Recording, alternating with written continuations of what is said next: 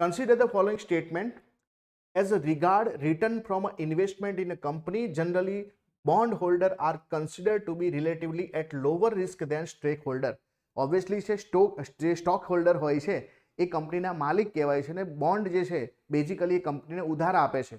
તો રિસ્ક શેમાં ઓછું છે?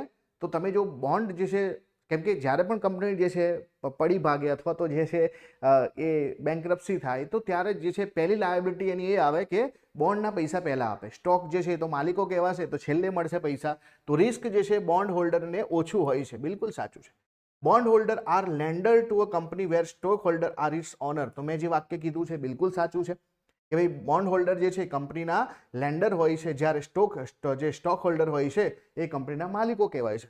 ત્રીજું છે for repayment purpose bond holder are prioritise over stock holder by company. તો એ પણ છે રીપેમેન્ટ જ્યારે કરવાનું થાય તો સૌથી પહેલા પૈસા બોન્ડવાળાને મળે અને પછી જે છે સ્ટોકવાળાને મળે, લાસ્ટમાં સ્ટોક ના મળે.